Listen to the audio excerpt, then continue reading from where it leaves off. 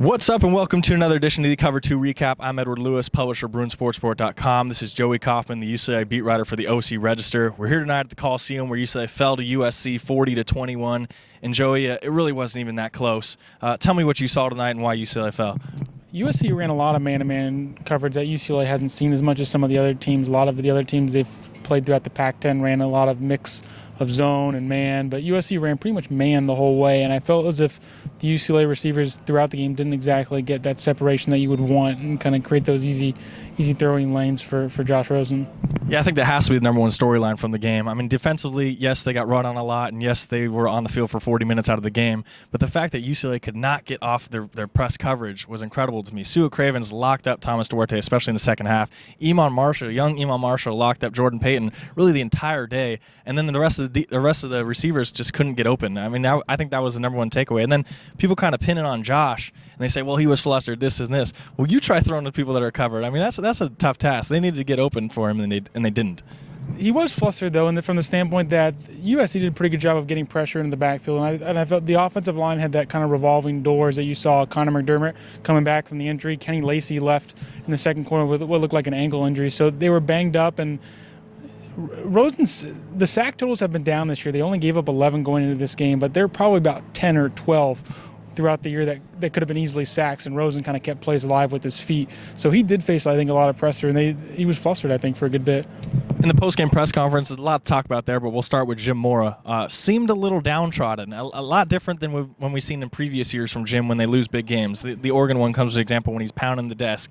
Stanford one, we need to recruit like these guys do, this, and this. And tonight it was more like, man, it was a tough season, but we'll get them next year kind of thing. What did you take away from that? I wasn't on the beat during 2012, 2013, 14, but whenever you go back and kind of watch old clips of Jim Mora, there seemed to be this edge to him. You saw it after that Oregon loss in 2013 where he's pounding the table and saying, this is not acceptable, this is not good enough, this is not where we want to be. You saw it after the win against UCLA in this place in 2013 where he gathers the team in the tunnel and says, we own this town. And after some of the losses this year, you saw it against Stanford, you saw it to USC this year, he seemed to be almost resigned. Not like he was necessarily beaten down, but just kind of matter of fact, kind of a little saying what he needs to say and kind of moving on. It didn't seem as if he had this fiery edge where he was trying to win the press conference, And maybe it's different in the locker room after the game, but from what we can see and what he's presenting to us anyway, there doesn't seem to be that edge you saw maybe early in his tenure. And it's somewhat understandable, though. I mean, you see what Jim kind of did these first 3 years at UCLA, beating USC the way he's done for the past 3 years,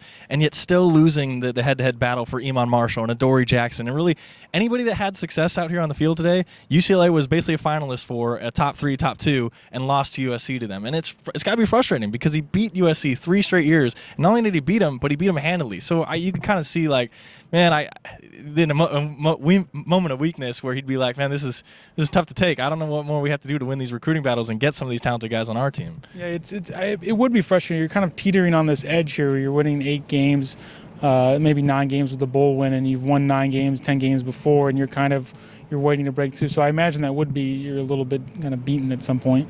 Other post-game press conference notes. I know Thomas Duarte is probably going to catch a little bit of flack for saying he kind of threw Rosen under the bus a little bit. Kind of said the game plan was a little light. They weren't expecting to play man coverage the whole time, and said maybe we need a little bit more. And kind of said Rosen was a little flustered.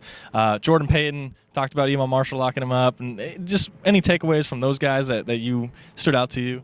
Duarte had his comments, but was it all that surprising? I mean, USC ran a lot of man, and it didn't seem like as if they were necessarily prepared for that at times. That was one thing that stood out. Rosen made the point about how he felt they made the defense, USC's defense, look better than it necessarily was. He said that wasn't a shot toward them, just kind of put the onus on some of their mistakes. And there's probably an element of truth in that. USC pretty much ran one type of defense throughout. It wasn't as if there was this complicated, nuanced, tricky scheme, and they didn't really adjust to it. And you saw it throughout this year.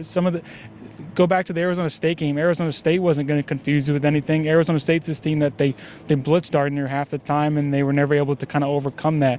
USC ran press coverage today, and they weren't able to overcome that. So they never really kind of made the adjustments you maybe needed to.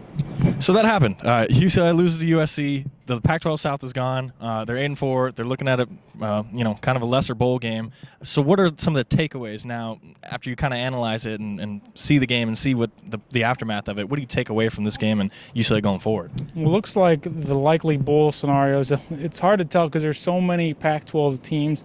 They're in that 6-3, 5-4 range, and if teams are within a game of each other, a bowl team can pick a 5-4 team over a 6-3 team. So who really knows where these guys go? But it looks like the Sun Bowl, you have the Las Vegas Bowl, the Cactus Bowl. I mean, there's a whole bunch of scenarios. The Holiday Bowl was the only representative from any bowl game here today. And last week at Utah, it was the Peach Bowl, the Sun Bowl, and I'm forgetting the third. The Alamo Bowl was the third. Those are the only three. So those are the bowl representatives that we've seen that have come to the UCLA games so far.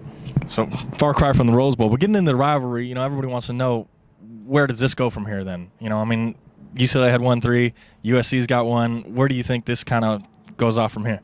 I don't know if it changes too much from the UCLA perspective. They've signed some. Looks like Theo Howard signed his paperwork and he's going to come, and they're recruiting pretty well. It seems to be. The interesting thing to me is what this does in terms of USC. Does this mean Clay Helton gets the job? And I think a lot of probably other people in the Pac-10 would be excited by that scenario because it means USC isn't going out and getting that big name coach that maybe kind of really rejuvenates the place. So that seems to be the more interesting kind of plot point or subplot from this game is what USC ends up doing.